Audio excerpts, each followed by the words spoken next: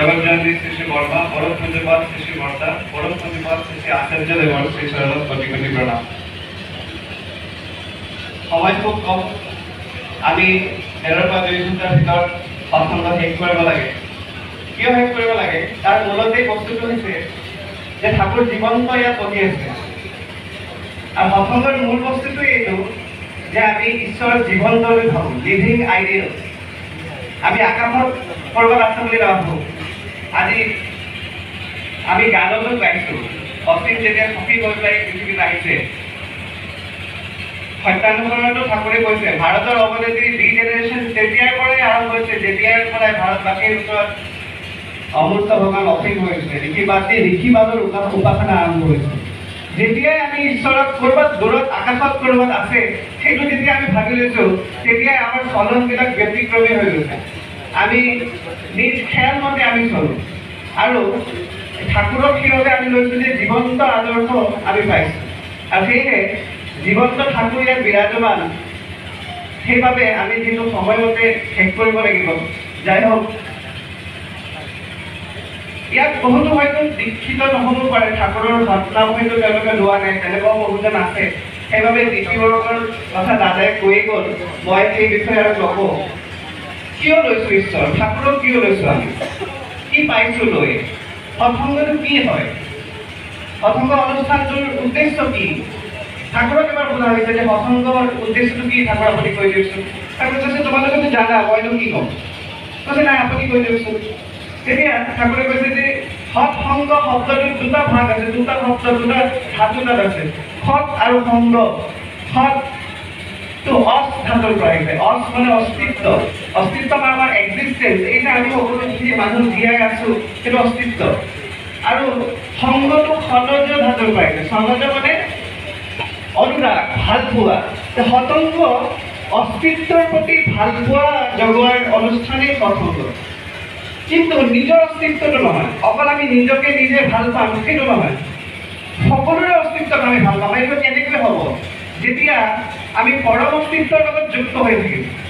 ঈশ্বৰ পৰম পিতা যিজনে সকলোখিনি বস্তুক সৃষ্টি কৰিছে, তেওঁৰ লগত যেতিয়া আমাৰ সম্পৰ্ক হ'ব, তেওঁক যেতিয়া আমি ভাল পাম, তেতিয়াই কিন্তু আমি সকলোকে ভাল পাম। আজিৰ এই পৃথিৱীত আটাইতকৈ যিটো ডাঙৰ যিটো সমস্যা, সেইটো হৈছে মানুহৰ লোভ, গ্ৰীড।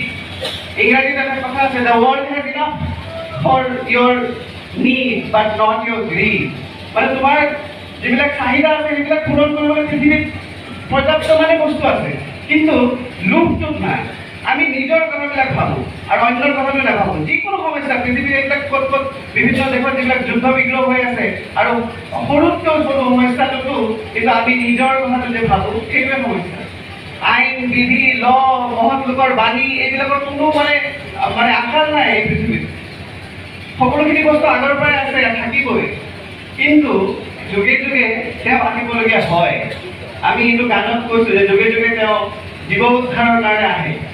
আমি যদি মহাভাৰতলৈ গুচি যাওঁ, ভীষ্ম পিতামহ আছে, তাত যিমান ডাঙৰ ডাঙৰ ঋষি মুনিসকল আমাৰ আছে, তেওঁলোক ধৰ্মৰ কথাখিনিতো আছিলেই, কিন্তু সেই সময়ত সেই যুগত শ্ৰীকৃষ্ণক আনিবলগীয়া হৈছে, যুগে যুগে তেখেত আনিবলগীয়া হৈছে। বহুত সময়ত মানুহে আমাক প্ৰশ্ন কৰে যে ভালকৈ থাকিলেই হ'ল, ভাল কাম কৰিলেই হ'ল, কিন্তু সেই হৈ নুঠে। কাৰণ আইডিয়াল আৰু আইডিয়েল আদৰ্শ আৰু জীৱনৰ ভিতৰত আদৰ্শ কথাখিনি মূৰ্ত হৈ উঠিছে, এম্বডিফাইড, জীৱন্ত হৈ উঠিছে।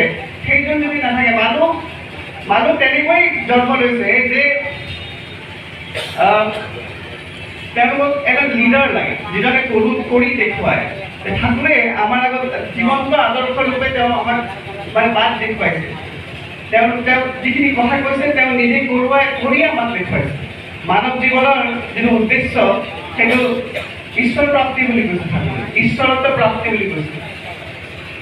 আমাক একজন প্ৰেমিক পুৰুষ নাৰী কৰি তুলিব বিচাৰিছে। আৰু কেনেকৈ হ'ব? এই যে সমাজৰ যিবিলাক সমস্যাৰ কথা মই ক'লোঁ, আমি প্ৰেম কৰিবলৈ পাহৰি গৈছোঁ অন্যৰ লগত। ঠাকুৰৰ এটা কাহিনী আপোনালোকে সকলোৱে জানে যে ঘোঁৰা গাড়ীত তেওঁ গৈ আছিলে, ঘোঁৰাটোক চাবুক মাৰোঁতে তেওঁৰ পিতৃত চিন বহিছে। এইটো অলৌকিক কথা নহয়, আনৰিয়েলিষ্টিক কথা নহয়, সাধু কথাও নহয়, আড়ম্বৰ নহয়, কোনো কাল্পনিক কথাও নহয়, এইটো এটা বাস্তৱ ঘটনা ঘটা, আৰু দ্যাট ইজ পচিবল। আমাৰ যিটো মস্তিষ্ক আমি জন্ম মাইণ্ড যিটো জন্ম লৈ মানে লৈ পেলাই জন্মগ্ৰহণ কৰিছোঁ, আপোনালোকে বহুতবাৰ এনেকুৱা নহয় জানো, আনৰ যেতিয়া দুখ দেখে, কোনোবাই যেতিয়া কান্দি থকা দেখে, আপোনালোকৰ অশ্ৰু ওলোৱা তেনেকুৱা অভিজ্ঞতা নিশ্চয় আপোনালোকৰ আছে। মোৰতো কোনো দুখ হোৱা নাই, মোৰ কোনো মৰণ নাছিলে বা তেনেকুৱা কোনো হোৱা নাই, কিন্তু মোৰ এটা শাৰীৰিক ক্ৰিয়া পচিবল হৈছে যে মোৰ চকুৰ পৰা অশ্ৰু হৈছে। তেনেকুৱা বিভিন্ন ধৰণৰ উদাহৰণ দি মই বুজাই দিব পাৰোঁ, পাব্লিকত বুজাই দিব নোৱাৰিম যে কেনেকৈ ধৰণে প্ৰেম যেতিয়া আমি এটা তৰংগত যদি কানেক্টেড হৈ থাকোঁ ইজনে সিজনৰ লগত, তেতিয়া যিটো হয় সেইটো ঠাকুৰে আমাক কৰি দেখুৱাইছে। ঈশ্বৰত্ব প্ৰাপ্তিৰ কথা কৈছে। এজন ঈশ্বৰ আমি যদি তেওঁৰ গুণাৱলীবিলাক আমাৰ ভিতৰত আহে, ঠাকুৰে কি কি লৈ ঈশ্বৰ হৈছে? প্ৰেম। তেওঁৰ এটাই বস্তু তেওঁ লৈ আহিছিলে, সেইটো হৈছে প্ৰেম। Love is my only expenditure কৰিছে, মেন ইজ মাই ইনকাম। আৰু তেওঁ কি লৈ আহিছে? তেওঁ নাম লৈ আহিছে, সৎ নাম লৈ আহিছে। আজি কৰোণাৰ সময়ৰ কথা মোৰ বন্ধু এজনক ফোন কৰিছোঁ, তেওঁৰ লগত কথা পাতিছোঁ।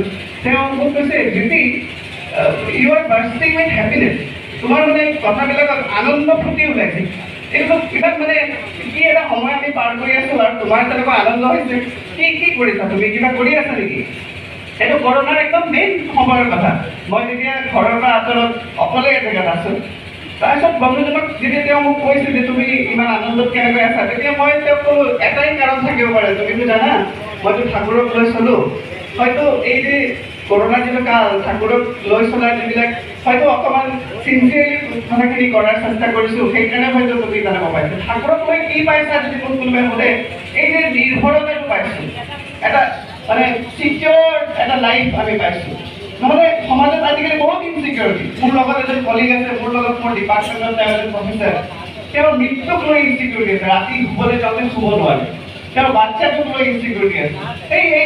এই বন্ধুজনে মোক কৈছে যে তোমাৰতো বাচ্চাও হ'ল, তোমাৰ হয়তো ইনচিকিউৰিটিবিলাক বাঢ়িছে চাগে ন, তুমি বাচ্চাটো কেনেকৈ ডাঙৰ কৰিবা কি। তেতিয়া আকৌ মই কৈছোঁ যে তেনেকুৱা কোনো দুশ্চিন্তাটো মোৰ মনত নাই।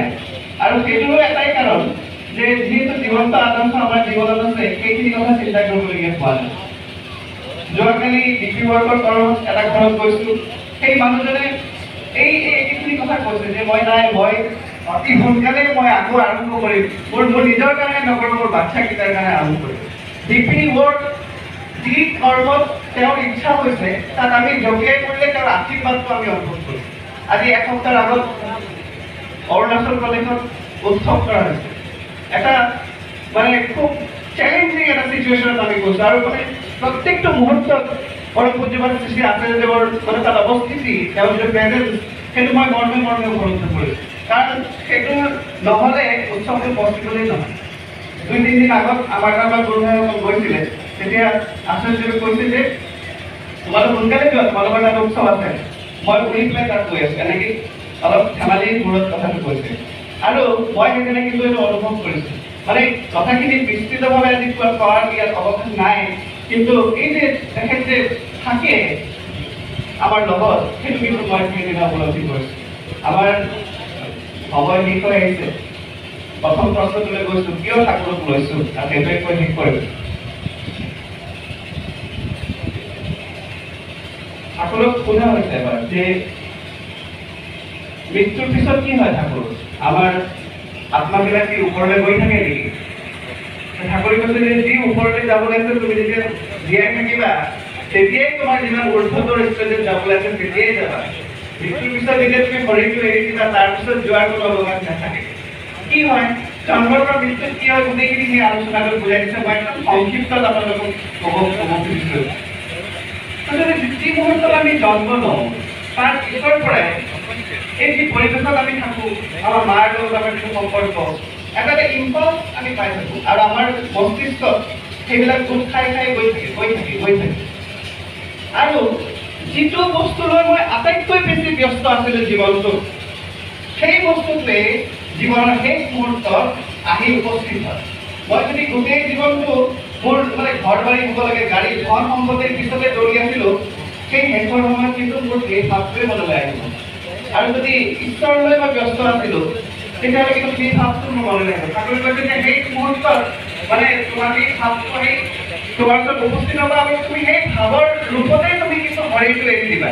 আৰু এই যে আমি যিটো আবহাওয়া বা আমি এনভাইৰনমেণ্ট আমাৰ চাৰিওফালে দেখিছোঁ, এইটো ইংৰাজীত ইথাৰ বুলি কোৱা হয়, ইথাৰ সমুদ্ৰ।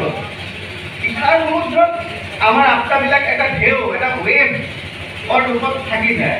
আৰু যেতিয়া এজন পুৰুষ আৰু নাৰীৰ এটা মিলন হয় আৰু তেওঁলোকৰ যিটো ভাৱ তৰংগ, যিটো মনৰ অৱস্থিতি, সেইটোৰ লগত মেচ কৰা আত্মাটোৱে তাত অৱস্থান লয়। এইটো লাইফ চাইকেল এনেকৈ ঘূৰে।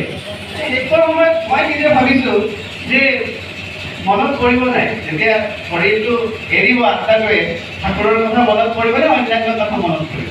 তাৰপিছত আকৌ কথাটো ঠিক সঁচাকৈ ভাবিছোঁ যে যদি মেজৰিটি 50-50 যদি কৰি চাওঁ, 51% যদি ঠাকুৰক লৈ যদি জীৱনটো উৎসৰ্গিত কৰিছোঁ, যদি জীৱনটো চাৰেণ্ডাৰ কৰিছোঁ, নিশ্চয়কৈ সেই মুহূৰ্তটোত তেতিয়া সেই যে মানে সেই ভাৱটো নিশ্চয় আহি উপস্থিত হ'ব। আৰু এই যে চাইকেলটো ব্ৰেক কৰা, ঠাকুৰে কৈছে যে এই যে আমি ঘূৰি থাকিম নেকি এনেকৈ, আত্মাটো এবাৰ আহিব এবাৰ যাব এনেকৈ নাই, আমি সেইটো ব্ৰেক কৰিও যাব পাৰোঁ। কেনেকৈ যাব পাৰোঁ? এগৰাকী মা ঠাকুৰৰ তাত সেৱা দিছিলে, তেওঁ ঠাকুৰক ক'লে যে ঠাকুৰ আমি দয়াল ধামে যেতে চাই, মানে মই সেই পৰম ধামলৈ যাব বিচাৰোঁ। তেতিয়া ঠাকুৰে কৈছে যে মই তোমাক কেনেকৈ চিনি পাম? চিনি পোৱাৰ কথাটো এইকাৰণে আহিছে কাৰণ তেওঁ মৃত্যুৰ পিছৰ ষ্টেজটোৰ কথা কয় যে কেনেকৈ চিনি পাম, নহ'লেতো চিনি পোৱাৰ কথাটো নাথাকে। তেতিয়া সেই মাগৰাকী অলপ দেৰি ভাবিলে, ক'লে গোটেই জীৱনটো এই ঠাকুৰকে সেৱা কৰিলোঁ, শুশ্ৰূষা কৰিলোঁ, আৰু তেওঁ মোক কৈছে যে কেনেকৈ চিনি পাম তুমি? তেতিয়া মানুহে অলপ ভাবিলে আৰু ক'লে, ঠাকুর আপনি বলে দিন তো আপনি কিরকম আমাকে চিনবেন? তেতিয়া ঠাকুরে ক'লে তুই নাম করতে থাকি, তখন আমি তোকে চিনে দেব। আৰু সেই যে শেষৰ সময়ত তেওঁৰ নামটো মনত পৰিব লাগিব সেই মাগৰাকী। মই আকৌ সেই কথাটো ভাবিছোঁ যে নাম আমাৰ মনত শেষৰ সময়ত পৰিব নাই। যদি গোটেই জীৱনটো অভ্যাস কৰা নাই, তেতিয়াহ'লে কেনেকৈ মনত পৰিব? তেতিয়াহ'লে অন্যান্য কথাবিলাক যিবিলাক বাকী ৰৈ গ'ল সেইবিলাকহে মনত পৰিব, নামটোতো মনত নপৰে। সেইকাৰণে আশ্ৰয়দেৱে বাৰে বাৰে আমাক কৈ আছে যে অন্তত আমি যদি 5 মিনিট নাম ধ্যানটো আমি কৰাৰ চেষ্টা কৰোঁ। আমি হয়তো বহিছোঁ মানে হোৱা নাই ধ্যানটো, তথাপিতো আমি বহি গৈ থাকিম, মেকানিকেলি হ'লেও কৰি থাকিম। আৰু এদিন কৰোঁতে হয় বুলি ঠাকুৰে কৈছে। এজন গৌৰাংগ মহাপ্ৰভুৰ দিনত মানে এই কীৰ্তন দল থাকে যে, তাত এই মানুহজনৰ মানে কীৰ্তন কৰোঁতে অন্যান্য সকলো মানুহৰ একদম ভাৱত মানে অশ্ৰু নিগলিত হৈছে, তেওঁৰ নহয় মানে। তেওঁ মনে মনে ভাবে ময়ে এটা মানে নিৰ্গীন প্ৰাণী, মোৰ ভক্তি নাই হয়তো, মোৰ চকু পানী নোলায়, এনেকুৱা মনত দুখ কৰি আছে। তাই কোনোবা এজনে তেওঁক এটা উপায় দিলে যে তুমি এক কাম কৰা, তুমি পিকুলৰ গুড়া লোৱা, পিকুল মানে আমাৰ এই মানে জালুকৰ গুড়া তুমি কিনি আনা, আৰু যেতিয়া কীৰ্তনটো হয় তেতিয়া চকুত অলপ দি ল'বা, তোমাৰ চকু পানী ওলাব, চকুৰ লগত মিলি যাবা, একদম ভাল লাগিব তোমাৰ। ঠিক তেনেকৈ কৰিলে, তেওঁ গৈ পেলাই কিনি আনিলে। নেক্সট ডে যেতিয়া কীৰ্তন আৰম্ভ হ'ল, চকুত অলপ দি দিলে, তেওঁৰো একদম অশ্ৰু আহিছে আৰু মনত খুব ভাল পাইছে। আৰু অলপ দিনৰ পিছত কি হ'ল যে তেওঁ আৰু গুড়া নিদিয়াকৈ তেওঁৰ চকু পানী ওলাবলৈ ল'লে। এই কৰোঁতে প্ৰেক্টিচ আমাক যিটো কৰিব কৈছে আমি কৰি থাকিম। শ্ৰেয়ৰ প্ৰতি নিৰবিচ্ছিন্ন ভাল পোৱাটোকেই ভক্তি বোলে বুলি কৈছে ঠাকুৰে। মানে এই নেৰা নেপেৰা আমি যদি লাগি থাকোঁ, সেইটোৱে কিন্তু ভক্তি। যাৰ সময় হৈ আহিছে, মই আৰু দীঘলীয়া নকৰোঁ। পৰম দয়ালৰ ওচৰত সকলোৰে সৰ্বাংগীন মংগলৰ কাৰণে প্ৰাৰ্থনা জনাই মোৰ প্ৰসংগ ইয়াত শেষ কৰিছোঁ। জয় গুৰু।